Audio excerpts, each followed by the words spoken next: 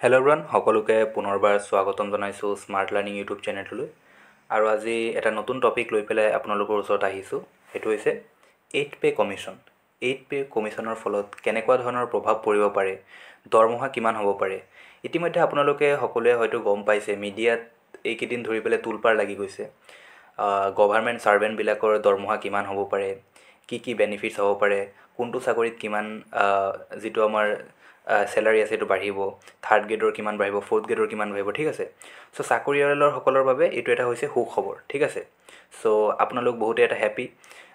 আৰু লগতে বহুতে মই এনেকুৱা ইউটিউব চেনেলত মই দেখা পাইছোঁ যে বহুতে কৈ আছে যে গ্ৰেড 3 যিবিলাক আমাৰ চাকৰি আছে বা ADREত আপোনালোকে যোনে যোনে নতুনকৈ নিযুক্তি পাব এইবাৰ, বা ADRE 1.0ত যিসকলে নিযুক্তি পাইছিলে, আছাম পুলিচত যিসকলে চাকৰি কৰি আছে, ঠিক আছে, আগন্তুক যিসকলে চাকৰি পাব বা পেঞ্চনাৰসকল, ঠিক আছে।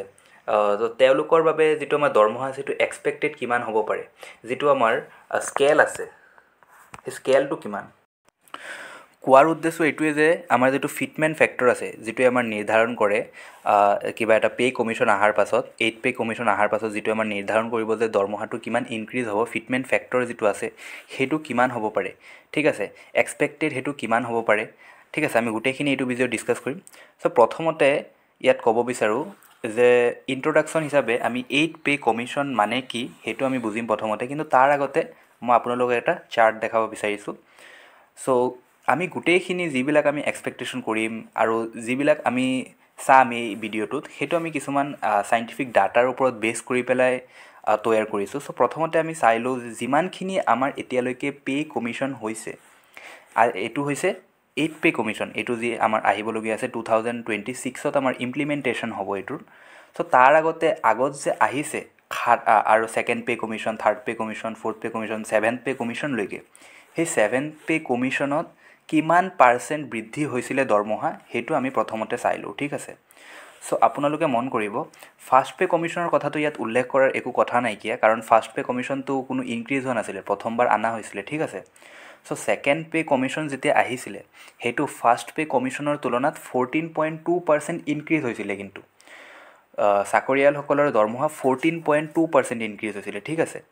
তাৰ পাছত যেতিয়া থাৰ্ড পে' কমিশ্যন আহিছিলে তেতিয়া 20.6% ইনক্ৰিজ হৈছিলে ছেকেণ্ড পে' কমিশ্যনৰ তুলনাত, ঠিক আছে। চ' এতিয়া যে মই যে ইয়াত লিখিছোঁ 14.2%, 20.6%, এই 14.2%, 20.6% সেইটো ধৰি লওক এতিয়া আপোনালোকে 10,000 ৰুপিজ আপোনালোকৰ বেচিক পে' আছিলে, তাৰপিছত DA এতিয়া আপোনালোকে হয়তো গম পাইছে নিশ্চয়, এতিয়ালৈকে 53% DA ইনক্ৰিজ হৈছে, ঠিক আছে। 2016ত ছেভেন্থ পে' কমিশ্যন অহাৰ পৰা এতিয়ালৈকে মাত্ৰ 53% DA এতিয়ালৈকে আপোনালোকৰ ইনক্ৰিজ হৈছে, ঠিক আছে। চ' 53% যে DA ইনক্ৰিজ হৈছে, সেই DA ইনক্ৰিজ হোৱাৰ পাছত বেচিক পে' প্লাছ DA, তাৰপিছত আপোনালোকৰ যিবিলাক বাকী এলাউঞ্চেছ যিবিলাক আছে, মেডিকেল এলাউঞ্চেছ যিবিলাক আছে, সেই গোটেইখিনি হোৱাৰ পাছত অভাৰঅল আপোনালোকৰ হাতত ইন হেণ্ড চেলাৰী যিমান আহি আছে তাৰ তুলনাত পে' কমিশ্যন এটা অহাৰ পাছতহে ইনক্ৰিজ হৈছিলে এনেকুৱা ধৰণত। ফাৰ্ষ্ট পে' কমিশ্যনত, তাৰপিছত ছেকেণ্ড পে' কমিশ্যন হোৱাৰ পাছত থাৰ্ড পে' কমিশ্যনত, ছেকেণ্ড পে' কমিশ্যনৰ বেচিক পে'ত যিটো আমাৰ আছিলে ফিটমেণ্ট ফেক্টৰ সেইটো ইনটু হৈ পেলাই, তাৰ পাছত 10 বছৰ যোৱাৰ পাছত DA মিলাই পেলাই ইন হেণ্ড চেলাৰী যিমান পাইছিলে সেই তুলনাতহে 14.2% ইনক্ৰিজ হৈছিলে, 20.6% ইনক্ৰিজ হৈছিলে। বস্তুটো মই ইয়াত আপোনালোকক ভালকৈ ক্লিয়াৰ কৰি দিছোঁ। এতিয়া আপোনালোকৰ নতুন যিটো আমাৰ পে' কমিশ্যন আছে সেইটো ইমপ্লিমেণ্টেশ্যন কেতিয়াৰ পৰা হ'ব, সেইটো হ'ব আমাৰ 1 জানুৱাৰী 2026ৰ পৰা ইমপ্লিমেণ্টেশ্যন হ'ব, ঠিক আছে। চ' এতিয়াও বহুত দিন আছে। লাষ্ট আমাৰ যিটো একদম প্ৰিভিয়াছ যিটো আমাৰ DA ইনক্ৰিজ কৰা হৈছিলে 3%, সেইটো আমাৰ হৈছিলে 2024ৰ 1 জুলাই তাৰিখে, ঠিক আছে। সেইটো তাৰপিছত আমাৰ 53% হৈছিলে। চ' আমি মানিছিলোঁ যে এতিয়া জানুৱাৰী লাষ্ট চলি আছে, এতিয়া যদি আৰু এটা আহে 3-4% এটা ইনক্ৰিজ হ'ব, 56 বা 57% হ'ব। তাৰপাছত আকৌ কেতিয়া হ'ব, আকৌ জুলাই মানত 2025ৰ জুলাই মানত এটা হ'ব, তেতিয়া 60% মান হৈ যাব। তাৰপাছত যেতিয়া লাষ্ট আৰু এবাৰ হ'ব, ঠিক আছে, 2026ৰ একদম আগত 1 জানুৱাৰী মানত যেতিয়া DAটো লাষ্ট ইনক্ৰিজ হ'ব, তেতিয়া আমি এক্সপেক্টেড মানিব পাৰোঁ যে 63% বা 64% তেনেকুৱা মান হ'ব লাষ্ট আমাৰ যিটো DA আছে, ঠিক আছে। চ' DA টো আমাৰ তেনেকুৱা মানে হ'ব, তাতকৈ বেছি ইনক্ৰিজ নহয়। চ' সেইটো হিচাপত যদি আমি চাওঁ, ভালদৰে আপোনালোকে কথাটো লক্ষ্য কৰিব। ধৰি লওক আপোনালোকৰ এতিয়া কাৰোবাৰ বেছিক যিটো আমাৰ পে' আছে, সেইটো বেছিক পে'টো আছে আপোনালোকৰ 20,000। সেই 20,000ৰ লগত DA মিলাই পেলাই, DA আছিলে 63%। চ' অভাৰঅল আমাৰ যিটো ইনহেণ্ড চেলাৰীটো কিমান হ'ব, 20 লগত 1.63 ইনটু কৰিব লাগিব। আপোনালোকৰ ইনহেণ্ড চেলাৰীটোত 32,600 ৰুপিজ, ঠিক আছে। তাৰ পাছত এতিয়া এক্সপেক্টেড নিউজ চেনেলবিলাকত বা মিডিয়াত আপোনালোকে বা বহুত ইউটিউব চেনেলতো আপোনালোকে চাব পাৰিছে যে যিটো আমাৰ এক্সপেক্টেড এইবাৰ যিটো আমাৰ ফিটমেণ্ট ফেক্টৰ আছে, সেই ফিটমেণ্ট ফেক্টৰটো কিমান বুলি কৈ আছে, 2.86% বুলি কৈ আছে, ঠিক আছে। চ' যদি 2.86% হয়, তেতিয়াহ'লে আপোনালোকৰ বেছিক পে'টো কিমান হৈ যাব, বেছিক পে' থাকিব, কাৰণ DA টো যেতিয়া এটা পে' কমিশ্যন আহে তেতিয়া DA টোৰ প্ৰথম অৱস্থাত 0 হৈ যায়। তাৰ পাছত পৰিস্থিতিৰ লগত খাপ খোৱাকৈ 6 মাহৰ মূৰে মূৰে DA টো আকৌ ইনক্ৰিজ কৰি পেলাই গৈ থাকে, ঠিক আছে। চ' যেতিয়া এটা নতুন পে' কমিশ্যন গঠন কৰা হয়, তেতিয়া প্ৰথম অৱস্থাত DA টো 0ৰ পৰা আকৌ ষ্টাৰ্ট হয়। চ' এতিয়া DA লৈ পেলাই আপোনালোকৰ ইনহেণ্ড চেলাৰী কোনোবাই যদি 20,000 পাই আছে, 2026ৰ আগমুহূৰ্তলৈকে তেওঁৰ ইনহেণ্ড চেলাৰী হৈ যাব 32,600। আৰু তাৰ পাছত যেতিয়া নেকি আমাৰ 8 পে' কমিশ্যনটো ইমপ্লিমেণ্টেশ্যন হৈ যাব, তেতিয়া যদি আমি বাকী ইউটিউব চেনেলবিলাকত বা নিউজত দেখুৱাৰ দৰে যদি এক্সপেক্টেড যিটো আমাৰ ফিটমেণ্ট ফেক্টৰ আছে 2.86%, তো আমি বেছিক পে'ৰ 2.86 গুণা হৈ যাব বুলি, মাল্টিপ্লাই হৈ যাব বুলি, যিটো আমাৰ দৰমহা আছে বেছিক পে'ৰ লগত 2.86% মাল্টিপ্লাই হৈ যাব বুলি আমি আইডিয়া কৰিব পাৰিছোঁ। চ' আমাৰ যিটো আমাৰ চেলাৰী আছে সেইটো হৈ যাব 57,200। চ' 57,200 যদি আমাৰ যদি ইনহেণ্ড চেলাৰী হয় প্ৰথম অৱস্থাত, তেতিয়া আপোনালোকে চাব পাৰে যে যিটো আমাৰ ডিফাৰেঞ্চ আছে, ইনহেণ্ড চেলাৰী যিমান আছিলে তাৰ একদম ইমপ্লিমেণ্টেশ্যন হোৱাৰ লগে লগে আমাৰ ইনহেণ্ড চেলাৰী কিমান, 24,600 টকা বৃদ্ধি পাই যাব, ঠিক আছে। ডিফাৰেঞ্চটো কিমান, 24,600 টকা। 24,600 টকা, 32,600 টকাৰ পৰা যদি আমি যদি 57,200 টকালৈকে যদি আমাৰ ইনক্ৰিজ হয়, তেতিয়া আমাৰ 80% ইনক্ৰিজ হোৱা বুজাব। এতিয়া আপোনালোকে চাই লাগাতাৰ ইনক্ৰিজ হৈ আছিলে 14.2%, 20.6%। তাৰপিছৰ বাৰ যেতিয়া আমাৰ আহিছিলে 4th pay' commission, approximately 27% increase হৈছিলে। 5th পে' কমিশ্যনত 31% ইনক্ৰিজ হৈছিলে। 6th পে' কমিশ্যনত এটা ডাঙৰ জাম্প এটা হৈছিলে, 54% ইনক্ৰিজ হৈছিলে। 7th পে' কমিশ্যনত কিন্তু একদম ডাউন হৈ গ'ল, মাত্ৰ 14.3%হে ইনক্ৰিজ হৈছিলে। কাৰণ আমি ইনক্ৰিজটো সেইটো নাচাওঁ যে আমাৰ বেছিক পে'ৰ লগত কিমান ইনটু হৈ আছে, আমি চাম যে বেছিক পে' পোৱাৰ পাছত, DA পোৱাৰ পাছত আমাৰ ইনহেণ্ড চেলাৰী যিমান আহি আছিলে তাৰ তুলনাত কিমান পাৰ্চেণ্ট ইনক্ৰিজ হৈছে। আমাৰ বেছিক পে'ৰ লগততো মতলব নাই যে 10 বছৰ আগত আমাৰ বেছিক পে' কিমান আছিলে তাৰ কিমান গুণা আমাৰ এতিয়া ইনক্ৰিজ কৰিব। আমাৰ মতলব হৈছে যে আমাৰ ইনহেণ্ড চেলাৰী যিমান আছিলে তাৰ তুলনাত আমাৰ এতিয়া কিমান বৃদ্ধি পাইছে, সেইটোহে, ঠিক আছে। চ' ইয়াৰ আগৰবাৰ মাত্ৰ 14.3% ইনক্ৰিজ হৈছিলে। চ' আপোনালোকে ভাবে নেকি যে এতিয়া 80% ইনক্ৰিজ হৈ যাব ডাইৰেক্ট, 14.3% ইনক্ৰিজ হৈছিলে, এইবাৰ 80% ইনক্ৰিজ হৈ যাব বুলি আপোনালোকে ভাবে নেকি? চ' সেইটো মোৰ মতে এইটো পচিবল নহয়, 2.86% অহাটো। যিটো ফেক্ট সেইটো কৈ আছোঁ, কাৰণ বহুতো ইউটিউব চেনেলত আপোনালোকে পাব বা বহুত ঠাইত আপোনালোকে পাব যে 3 টাইমছলৈকে ইনক্ৰিজ হ'ব পাৰে যিটো আমাৰ বেছিক পে' আছে। আপোনালোকৰ বেছিক পে'টো 8 পে' কমিশ্যনত 3%লৈকে ইনক্ৰিজ হৈ যাব পাৰে। চ' এইটো কোৱাইট ইম্পচিবল বুলি মই ভাবোঁ। চ' ব'লক ভিডিঅ'টো ভালদৰে ডিছকাছ কৰোঁ এতিয়া। আজিৰ ভিডিঅ'টোত একদম লাষ্টলৈকে আপোনালোকে চাব আপোনালোকৰ কিমান হ'ব পাৰে এক্সপেক্টেড। মই গোটেইখিনি ডাটা ৱাইজ, এনেইতো আমি ডিছকাছ কৰিব নোৱাৰোঁ, চ'ৰ্চ দি পেলাই ডাটা ৱাইজ আমি ডিছকাছ কৰিব যত্ন কৰিম, ঠিক আছে। চ' প্ৰথমতে আপোনালোকে বুজি লওক যে পে' কমিশ্যন মানে কি, 8 পে' কমিশ্যন মানে কি। চ' এতিয়া আপোনালোকে গভৰ্ণমেণ্ট ছাৰ্ভেণ্ট হিচাপে কাম কৰিব, তাৰ বাবে আপোনালোকে গভৰ্ণমেণ্টে আপোনালোকক কিবা এটা পে' কৰিব লাগিব, ঠিক আছে, কিবা এটা পে' কৰিব লাগিব। এই যে পে' কৰিব, কোনটো চাকৰিত কিমান পে' কৰিব, কোনটো গ্ৰেডৰ চাকৰিত কিমান পে' কৰিব, ঠিক আছে। এটা 3rd গ্ৰেডৰ চাকৰিত কিমান পে' কৰিব, এটা 4th গ্ৰেডৰ চাকৰিত, ADRE 4th গ্ৰেডৰ চাকৰিত কিমান পে' কৰিব, ADRE 3rd গ্ৰেডৰ চাকৰিত কিমান পে' কৰিব। তাৰপিছত আমাৰ UPSC এক্সামত, চেণ্ট্ৰেল গভৰ্ণমেণ্টৰ UPSC এক্সামত কিমান পে' কৰিব। চবৰে যিটো আমাৰ বেছিক পে' আছে সেইটো বেলেগ বেলেগ হয়। চ' ইন হেণ্ড চেলাৰীটো আমাৰ কিমান হ'ব সেইটো আমাৰ ডিচাইড কোনে কৰে, পে' কমিশ্যনে ডিচাইড কৰে। পে' কমিশ্যনে এটা ডাটা এনালাইজ কৰে। চ' এই যে পে' কমিশ্যনে যে আপোনালোকৰ ইয়াৰ আগৰবাৰ পে' কমিশ্যনে 7টা আমাক প্ৰভাইড কৰিছে। এতিয়া এইটো হৈছে 8 নম্বৰ কমিশ্যন, সেইটো কাৰণে এইটোৰ নাম দিছে 8 পে' কমিশ্যন। ইয়াৰ আগতে মই আপোনালোকক আৰু এটা কথা ক'ব বিচাৰোঁ যে ইয়াৰ আগৰবাৰ যেতিয়া 7th পে' কমিশ্যন আহিছিলে, তেতিয়া কিন্তু গভৰ্ণমেণ্টে কৈছিলে, চেণ্ট্ৰেল গভৰ্ণমেণ্টে কৈছিলে যে ইয়াৰ পাছত আমি আৰু পে' কমিশ্যন নানো, এইটোৱে হ'ব লাষ্ট পে' কমিশ্যন। আৰু পৰিস্থিতিৰ লগত খাপ খোৱাকৈ আমি যিটো আমাৰ DA আছে সেইটো বঢ়াই গৈ থাকিম, ঠিক আছে। কিন্তু পে' কমিশ্যনটো এইটোৱে লাষ্ট পে' কমিশ্যন, যিটো আমাৰ 7th পে' কমিশ্যন আছিলে, এইটোৱে লাষ্ট কমিশ্যন। তাৰ পিছত আৰু কোনো ধৰণৰ পে' কমিশ্যন নাহে বুলি কৈছিলে, ঠিক আছে। চ' ফাইনেন্স মিনিষ্টাৰৰ ওচৰত যেতিয়া মিডিয়া বা ৰিপৰ্টাৰসকলে সুধিছিলে যে 8th পে' কমিশ্যন আহিব নেকি, তেওঁলোকে কিন্তু মানা কৰিছিলে যে তেনেকুৱা কোনো ধৰণৰ কথা ভাবা হোৱা নাই, 8th পে' কমিশ্যন নাহে। 3rd ডিচেম্বৰ 2024 যেতিয়া সোধা হৈছিলে ফাইনেন্স মিনিষ্টাৰক, আমাৰ চেণ্ট্ৰেল গভৰ্ণমেণ্টক, যে 8th পে' কমিশ্যন গঠন কৰা হ'ব নেকি, তেতিয়া তেওঁলোকে স্পষ্টতাৰে কৈছিলে যে কোনো ধৰণৰ 8th পে' কমিশ্যন নাহে। কিন্তু 6 জানুৱাৰীত ট্ৰেড ইউনিয়নসকলৰ, আপোনালোকে ক'ব পাৰে যে এইটো পচিবল হৈছে ট্ৰেড ইউনিয়নসকলৰ আৰু এমপ্লয়ী ইউনিয়নসকলৰ হেঁচাত, 6 জানুৱাৰীত ট্ৰেড ইউনিয়নসকলৰ হেঁচাত আল্টিমেটলি 16 জানুৱাৰীত কি হৈছিলে, সেইটো এপ্ৰুভ কৰা হৈছিলে। 16 জানুৱাৰীত এপ্ৰুভ কৰা হৈছিলে, চেণ্ট্ৰেল গভৰ্ণমেণ্টে এপ্ৰুভ কৰিছিলে যে হয় আমি এতিয়া 8th পে' কমিশ্যন আনিম। লগে লগে মিডিয়াত তোলপাৰ লাগি গ'ল, বহু ঠাইত আপোনালোকৰ বহুত আপোনালোকে নিউজ পাইছে চেলাৰী ৰিলেটেড। চ' এতিয়া ক'ব বিচাৰোঁ যে এই যে 8th পে' কমিশ্যন গঠন কৰিলে, 8th পে' কমিশ্যন গঠন কৰাৰ পাছত 8th পে' কমিশ্যনৰ কামটো আজি 8th পে' কমিশ্যন গঠন হ'ল, কালিয়ে 8th পে' কমিশ্যনৰ যে কামটো ষ্টাৰ্ট হৈ যাব তেনেকুৱা নহয়, সেইটো হ'বলৈ অলপ টাইম লাগিব। ধৰি লওক 8th পে' কমিশ্যনে কাম যদি ষ্টাৰ্ট কৰে মাৰ্চ মাহৰ পৰা আমি ধৰি লৈছোঁ, তেতিয়াও কিন্তু তেওঁলোকে ডিচাইড কৰিবলৈ, তেওঁলোকে 8th পে' কমিশ্যনটো আমাক এটা ৰিপৰ্ট দিবলৈ তেওঁলোকৰ অতি কমেও, যদি তেওঁলোকে দিনে ৰাতিয়ে কাম কৰে তেতিয়াও তেওঁলোকৰ অতি কমেও 1 পৰা 1.5 বছৰ এটা টাইম লাগিব, ঠিক আছে। 1 পৰা 1.5 বছৰ এটা টাইম লাগিব আৰু বহুত ভাষ্ট এটা ৰিপৰ্ট প্ৰভাইড কৰা হয় পে' কমিশ্যনৰ দ্বাৰা। চ' পে' কমিশ্যনৰ যিটো ৰিপৰ্ট হয় সেইটো চৰকাৰে গ্ৰহণ কৰিবও পাৰে, নকৰিবও পাৰে।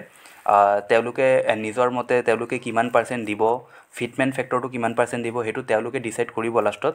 কিন্তু আৰু এটা কথাও আছে যে ট্ৰেড ইউনিয়নসকলৰ আৰু এমপ্লয়ী ইউনিয়নসকলৰ হেঁচাত তেওঁলোকে এটা আপোনালোকে ক'ব পাৰে যে দৰমহাটো সন্তোষজনকভাৱে ইনক্ৰিজ কৰা দেখা যায়। এতিয়া পে' কমিশ্যন আপোনালোকে হয়তো নিশ্চয় গম পায় 10 বছৰৰ মূৰে মূৰে আহে। 7th পে' কমিশ্যন 2016ত আহিছিলে আৰু 8th পে' কমিশ্যন 2026ত আহিব।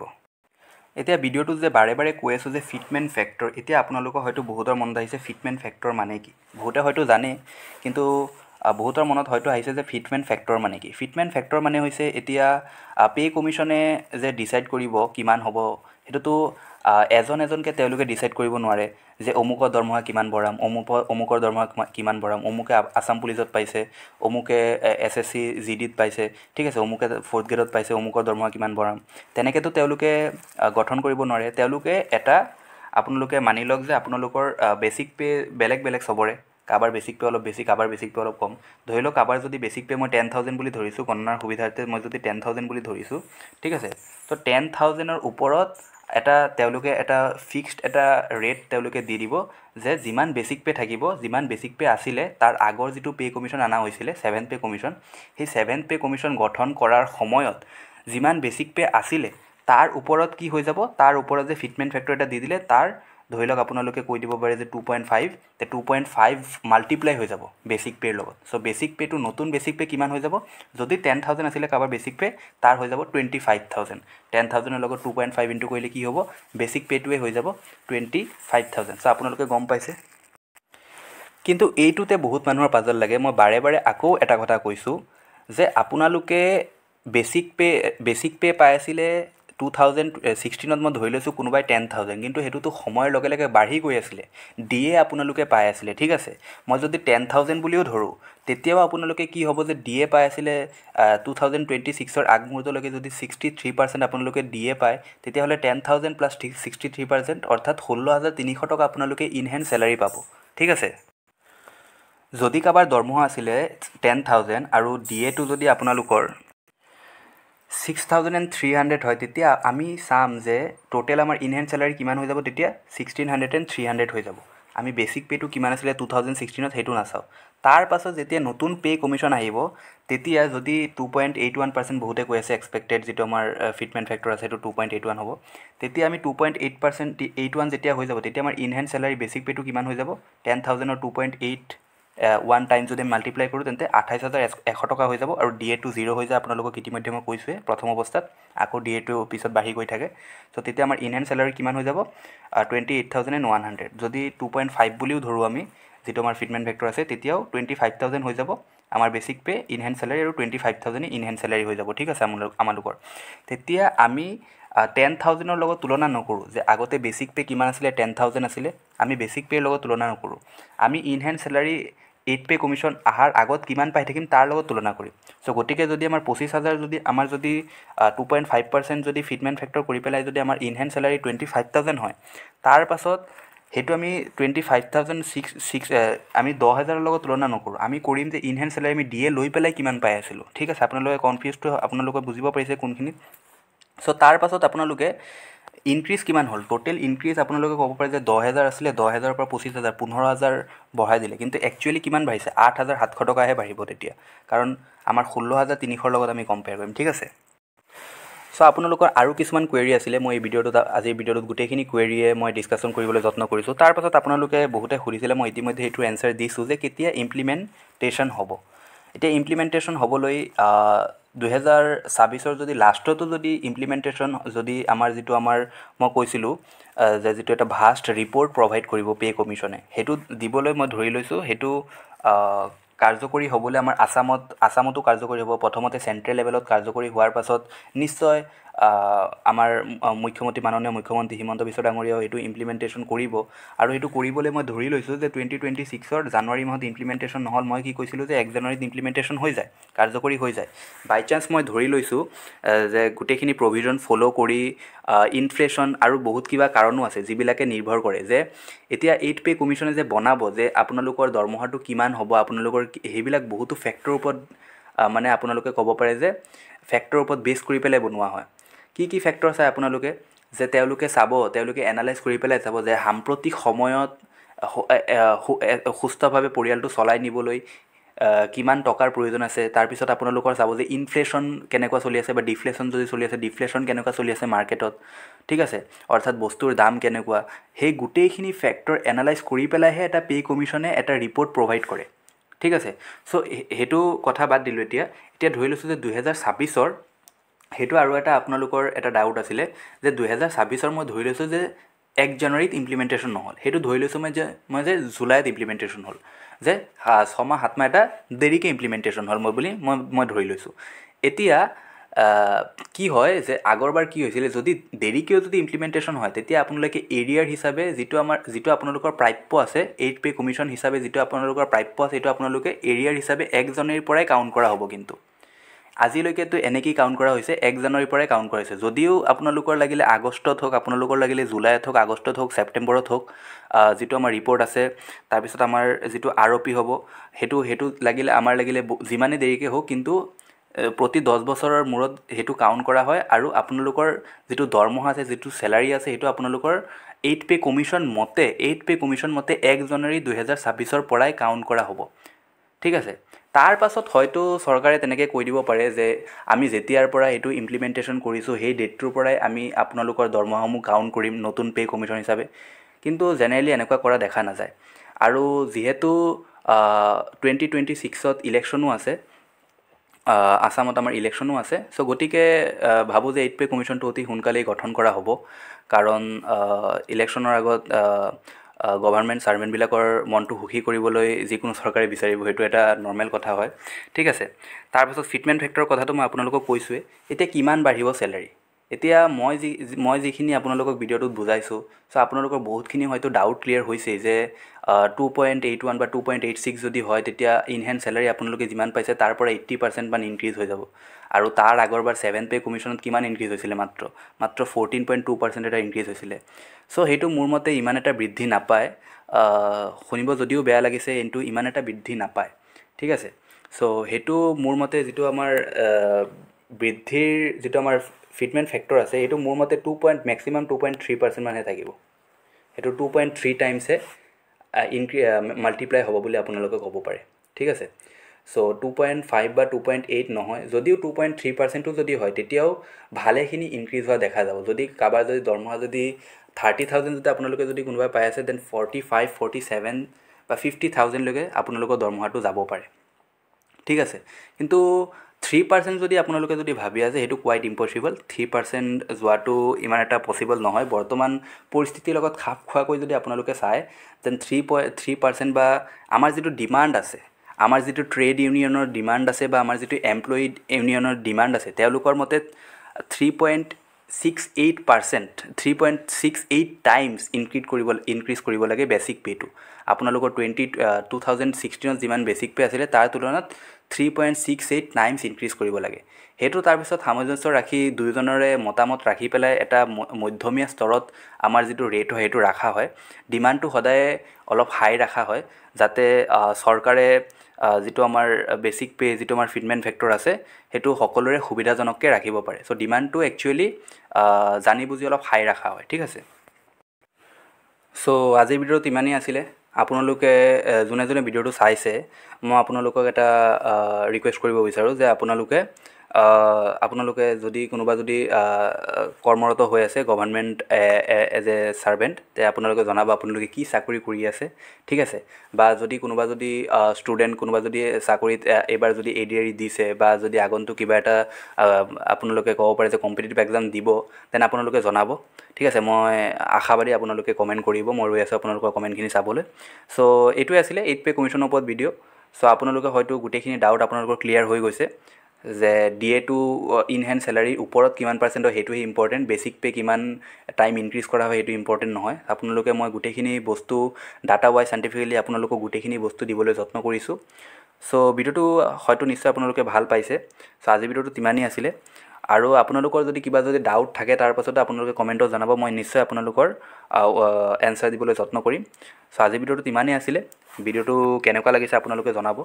যদি ভিডিঅ'টো ভাল লাগিছে, ভিডিঅ'টোৰ পৰা যদি আপোনালোকে যদি উপকৃত হৈছে, যদি ভিডিঅ'টো ভাল লাগিছে ভিডিঅ'টো লাইক কৰিব আৰু চেনেলটো ছাবস্ক্ৰাইব কৰি ল'ব, ঠিক আছে। Thank you so' much.